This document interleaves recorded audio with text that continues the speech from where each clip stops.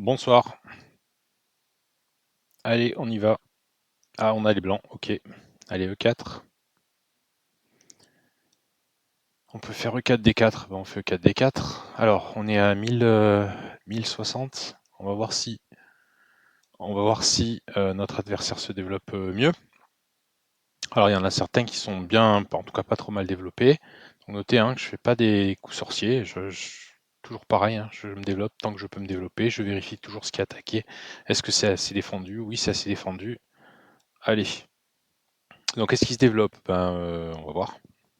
Pour l'instant, il a l'air de se développer. Il a replacé son cheval. Il m'attaque un fou qui n'est pas attaqué. Donc j'ai le choix. Soit je me développe encore plus vite en défendant ce fou, soit je considère que ce fou il est très très très fort et je le garde. Soit là, soit même je peux le garder ici pour éviter les problèmes. Comme encore une fois, comme vous préférez. Alors on va faire comme ça, simplement, on vérifie que tout est tenu à chaque fois. Donc peut-être plus tard, vous apprendrez peut-être à garder les fous qui sont bons par rapport à ce cheval qui est pas très bon. Alors ok, ça c'est défendu. Il veut manger, que je remange et que peut-être j'oublie ça. Mais non, je vais rien oublier moi. Moi je me développe, tout est défendu. Tant pis pour la structure de pion. Je peux rocker, je rock. Regardez, il nous reste encore une pièce qui n'est pas développée, hein, je vous le rappelle, ne l'oubliez pas. Les tours ça joue aussi. Donc soit on est en rock opposé comme on a fait la dernière fois et voilà, on va tout balancer pour ouvrir cette tour et elle est déjà bien placée, soit on la ramène gentiment au centre. D'accord, alors c'est pas une mauvaise idée, hein, il commence l'attaque mais il n'est pas développé. Donc je pense qu'il y a déjà des problèmes là. Ça déjà, je pense que c'est une erreur. J'ai pas calculé, mais je pense que c'est une erreur. Je vois pas comment il défend, je vois pas où il met son cheval, et je vais commencer de suite à ouvrir sur son roi avec un échec. Vous voyez le genre de problème qu'on a? Bon, on sait pas où il va roquer encore. Tant pis, on va se mettre au centre. Il sort son fou. Je sais pas pourquoi du coup il l'a mis là, si c'est pour le remettre ici. Donc là, ça rentre tout seul là, hein. Là, ça rentre tout seul, ça appuie tout seul. Là, l'attaque, elle est toute trouvée. Mais on va pas faire comme ça. Nous, on va faire comme on fait d'habitude. Pour l'instant, il se passe rien. Donc, il faut qu'on ouvre nos colonnes. Ces tours, je vous rappelle qu'elles ne jouent pas tant que là, il y a deux pions, là, il y a deux pions.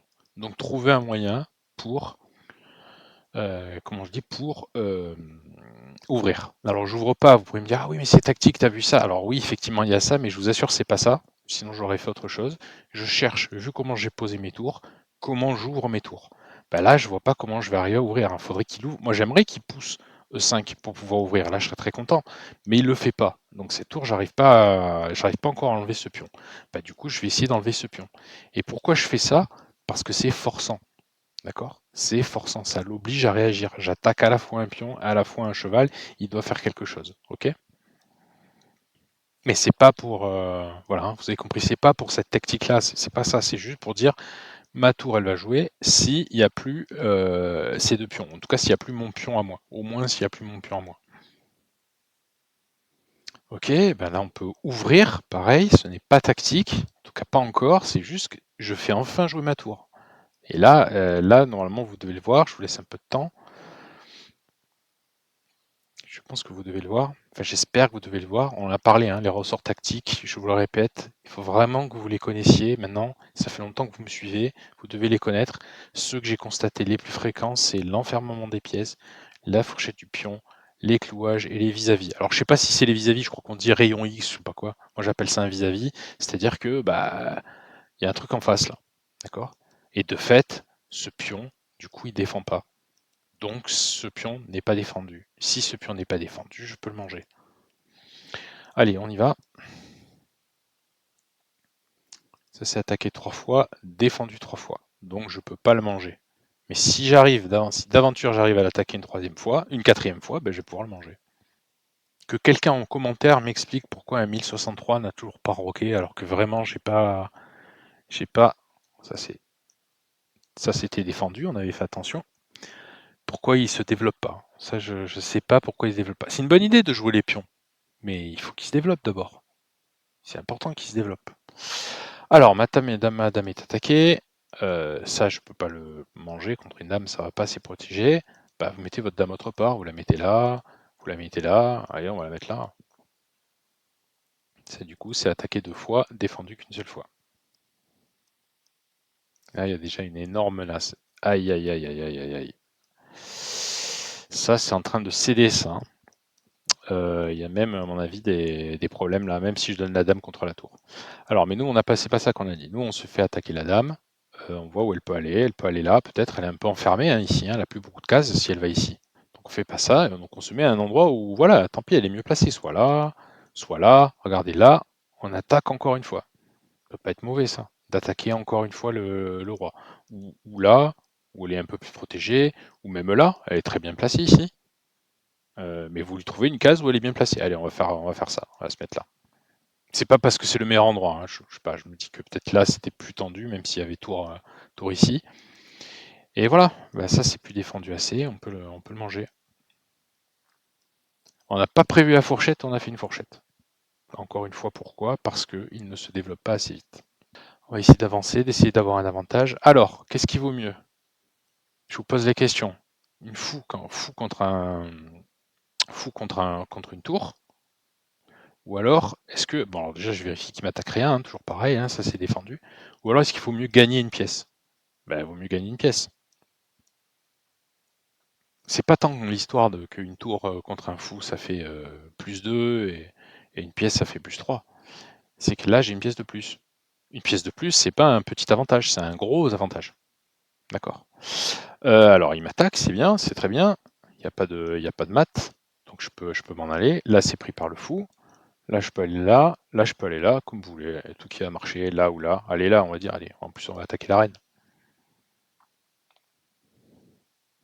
Ça, c'est défendu. Ça, c'est pas défendu. Faudrait que je le protège, ça. D'accord? Il commence à y avoir à mon avis, il commence à y avoir des menaces de matelas, hein, sur son roi. Mais là, il m'attaque ça, mais c'est défendu. Allez, on va défendre ça gentiment. De manière très lente, du coup, mais on va le faire quand même. On aurait pu défendre peut-être comme ça aussi. Ok, donc là, il veut m'attaquer 2 fois. C'est bien joué, parce qu'il veut me faire mat derrière, hein. Si j'enlève mon cheval, il veut me faire mat derrière. Alors non, parce qu'il y a échec, hein, donc il n'y aura pas de mat derrière. Mais attention, ça c'est une menace de mat. Alors je le vois un peu à l'avance, et ça commence à être une menace. Vous auriez pu vous faire avoir là, sur ce coup-là. Vous auriez peut-être pu attaquer la dame, vous seriez fait avoir. Alors c'est pas mat, hein, on peut encore aller là, échec, on peut encore s'en aller par là. Peut-être que vous seriez fait avoir ou pas, je sais pas. Mais si vous commencez à regarder qu'est-ce qu'il fait sur le dernier coup, bah, ça vous indique directement ce qu'il va faire. Allez, on va se laisser avoir, on va se mettre ailleurs. On va lui laisser prendre et puis on va dire qu'il a pas lieu. On n'est pas obligé, hein, on peut faire échec et ensuite on défend.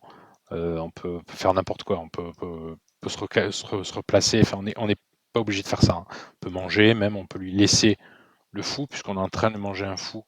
Il est en train de prendre un fou. Après, on peut enlever son fou, par exemple. Ce serait peut-être même encore plus fort. On a que des bonnes options. On peut aussi faire ce que je vous ai déjà dit, essayer de voir si quand on se fait attaquer une pièce, est-ce qu'on peut pas réattaquer une autre pièce? Bah là, ça marche pas parce qu'il va manger directement avec la dame. On peut manger aussi, on peut même lui enlever le tout. On peut faire un paquet de trucs, d'accord? Donc ne vous dites pas que je fais le bon choix, je pense que là, je fais l'un des pires choix. Ok? Ok, d'accord, je sais pas pourquoi il refait pas échec, mais en tout cas là, il attaque ça, mais c'est défendu. Ouais, normalement, il y a tout qui est assez bien défendu, donc on craint rien, à part cet échec, malheureusement, qu'on risque de se prendre à un moment ou à un autre. Alors, on a une pièce d'avance, il est où son contre-jeu? Son contre-jeu, c'est ce fou-là. Ce serait bien d'arriver à lui supprimer ce fou. C'est ça qu'il faudrait essayer de faire. Allez, c'est ce qu'on va essayer de faire. D'accord, il fait tout sauter, il a bien raison. Il essaie de gagner de l'activité. D'accord, alors là, bah, faut parer au plus pressé, on a énormément de contre-jeux ici. Il faut essayer de trouver une manière pour s'enfuir. Allez, on va essayer de s'enfuir. Ok, il me laisse pas m'enfuir, il a bien raison. Alors si je vais là, est-ce que j'ai le choix? J'ai pas vraiment le choix.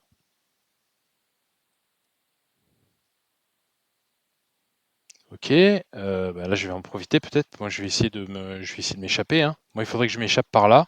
Donc il faudrait que je chasse la dame, ou alors que je me trouve une petite case de fuite comme ça pour essayer de partir par là. Si j'y arrive, hein, bien évidemment. Ce qui est pas facile, mais on va essayer. Alors par exemple comme ça, ou comme ça, d'accord? Allez, comme ça, on va dire comme ça.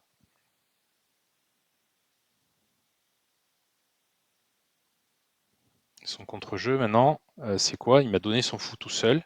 son contre-jeu, c'est sa dame et cette tour, hein. C'est ça le contre-jeu qu'il faut que j'arrive à supprimer. Ça, c'est pas encore du contre-jeu, ça, c'est pas encore du contre-jeu. Ça va, c'est pas. Là, vous pouvez pas dire que c'est dur, hein. On n'a pas été optimal du tout. Je pense que j'ose espérer que beaucoup d'entre vous auraient trouvé des meilleurs coups que moi.